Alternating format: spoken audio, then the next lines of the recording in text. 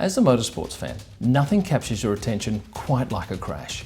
And in this video, we'll focus our attention on 13 of the most amazing crashes, all captured by the one photographer, Bosnian Hasan Bratic, also known as Mr. Crash.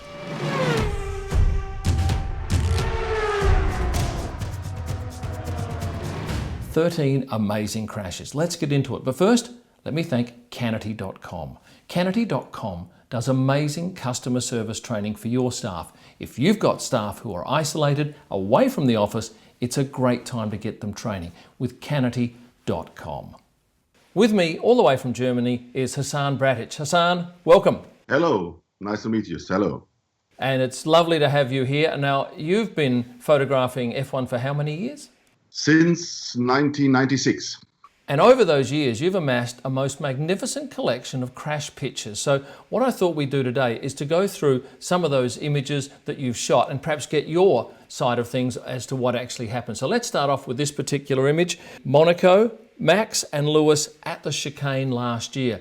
Can you talk us through that? So I'm standing in this spot, and the barrier was maybe one meter high, not higher. And the cars are coming down out of the tunnel, and I saw the move of Max that he want to overtake Lewis, and I just press the button and follow the cars all the way down, and they passes me by.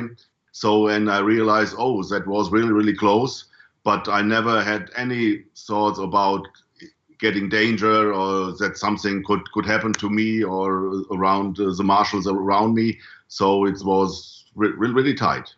I saw the picture on the screen, and every single pic was sharp. I was really excited, and I thought to myself, see, it was a good point to stand in that spot till the end of the race and not to move 5-6 laps as everybody to the podium. So I just was the only one who gets these shots, and I was really proud of me. Let's go to number 2, Spa, last year. First corner, you don't go head on, you go up the top of the hill and get the wide shot. Everybody stands, as you know, at the end of the straight to get, it's a beautiful shot. 100 photographers stand there and everybody has it. So I said, okay, maybe I get from another angle. So I look at the pit lane and saw this house on the hill, and I okay, that will be my spot. And talk us through what happens. It was a Kimi, wasn't it? Yeah. And they come in, you just hear them, and you see that just at last at this small angle. Kimi was passing by, tried to pass by Max. Max was at the inside and gets through the wall very tight, so he can't move. A right tire from Kimi touches the front tire of Max, and Kimi almost went over. Yeah. And you got it. Okay, number 3, Max, Sebastian, Silverstone last year. Once again, you're there.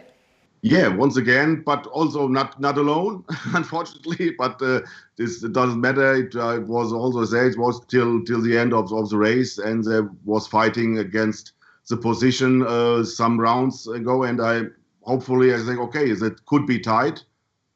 Who knows? And at least Vettel was too close. Okay, let's go through to number 4. Charles, into the barrier, Baku, last year. Now, you're standing on top of a building, aren't you? Yes, it's the tightest part of the track where they're going, and it was, I think, was qualifying. Charles was too fast, as he told also later. And he moves right through the barrier. And some round before, it was Robert Kubica at the same spot. You didn't get the impact. You got the shots afterwards of him getting out. Yeah, because Robert was the first. And we always said, okay, did you expect more? And we just talking to each other, what an accident with Kubica. And at this time, we hear this noise and look down, and it was Charles. But you got that lovely shot of him walking out of the car. And he recognized as he just hit in the car that for him the race was over. Sebastian, Hockenheim, was it last year? 2019. When he ran into the barrier, wasn't it? It was in Germany. It was full crowd. Everybody was cheering, was happy. And it started to get rain, and he just waited too long to get his new tires. Yeah, and he just had enough time to get to the pit, to change tires and to get out and always still be first. but he didn't make it. He was too quick at this Sachs corner in the motordrome and went straight to the barrier. Yeah, it was not a heavy impact, but it was out. That was pretty exciting, and the crowd went crazy, didn't they? There was Ferrari fans. Okay, there was oh God, what is happening? And there was Mercedes guys behind them. They was cheering up, yeah, and that was a big difference in the whole thing. Yeah.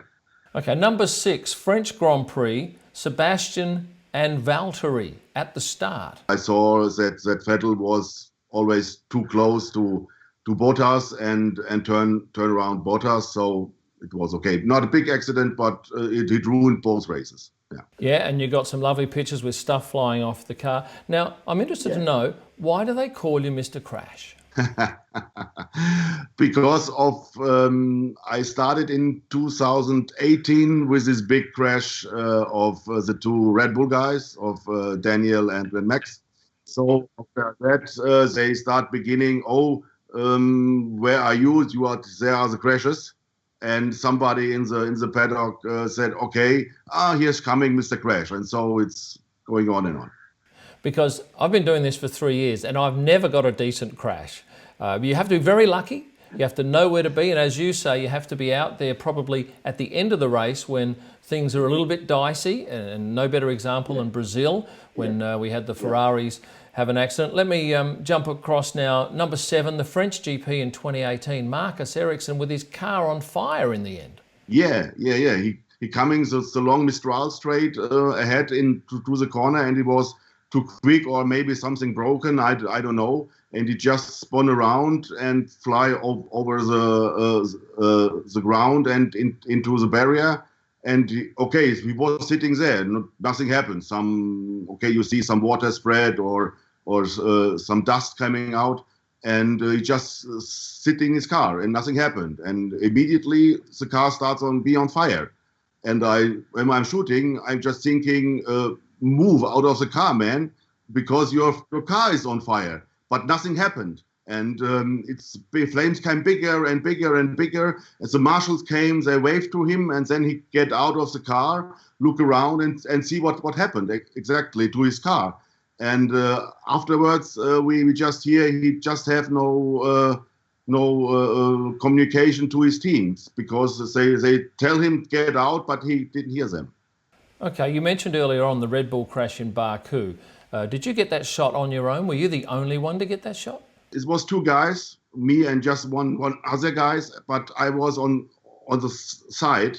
The other guys was and the front shots where everybody starts the race. Very very far away from the shot, because I was on the left side, and I was the nearest one and the only one. Yeah. Could you see this about to happen? Are you thinking, right, it's going to be on? Are you thinking that, or are you hoping that? What are you thinking? I'm hoping that, because from the first corner and the first lap, they battled each other. One was Max in front, on the other lap was Daniel in front, and they was very tight. And it was good for the crowd, it was good for us, but for the team, I think it was a little bit too tricky. And I stand there for, I don't know, maybe 10 laps, and I say, okay, maybe I go to the podium. But the others say, stop, don't do it. Everybody is now on the podium. Stay there, stay calm. So, and I wait, and I just saw Daniel behind Max. It was very, very close. And I think, okay, maybe now you have to move. But he didn't. He just locked up his brakes, and he get into Max, yeah. Stunning photos.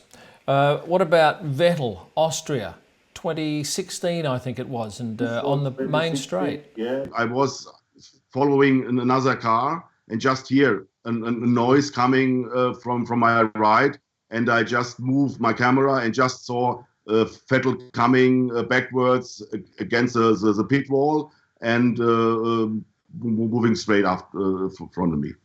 Yeah, and his tyres were a hell of a mess, and I think you even got shots of him walking back past you, didn't you? The marshals came, and he saw, okay, I can't go with my car any further. Get out, frustrating, and moves back to me to the paddock.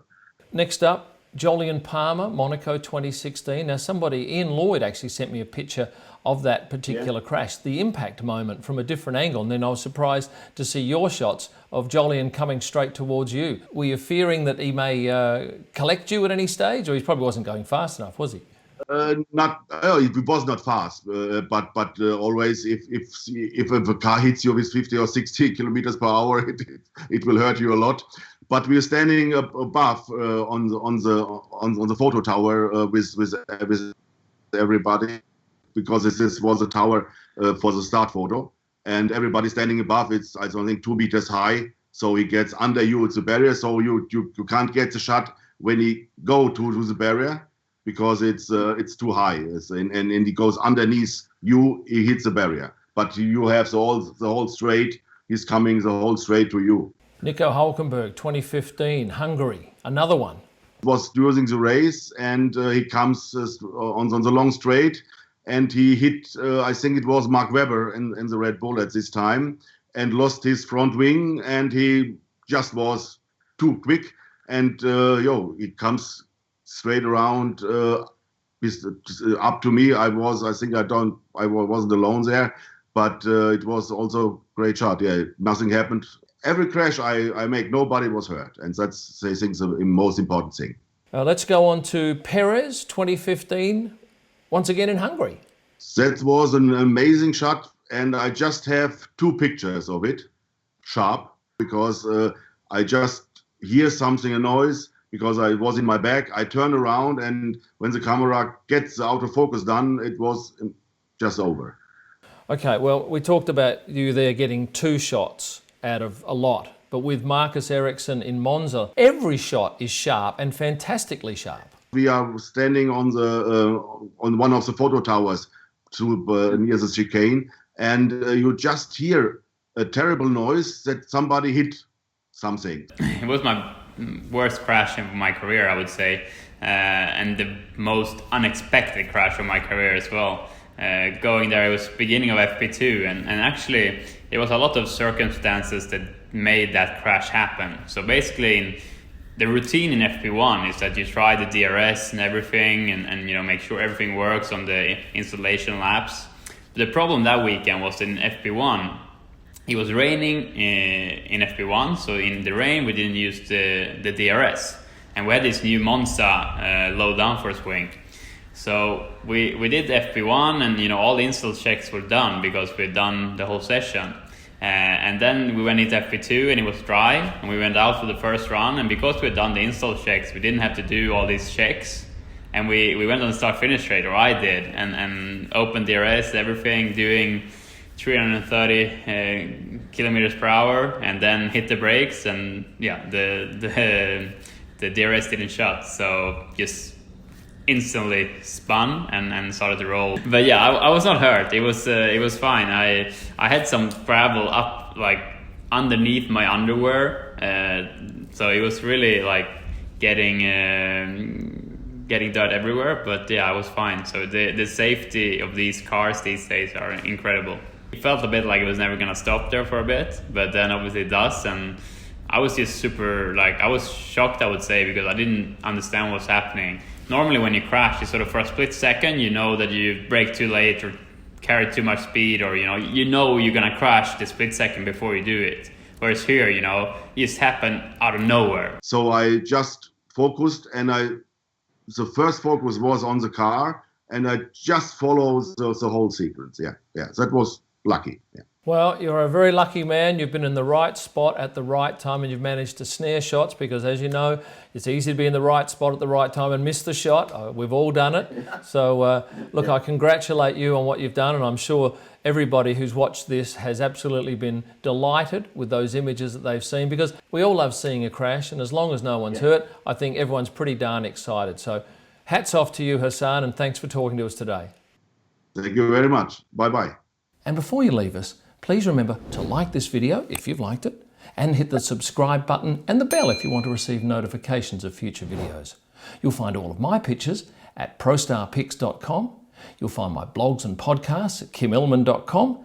And for pictures live from the track and all during the week, head to Instagram at kimillman. Thanks for watching, and stay passionate.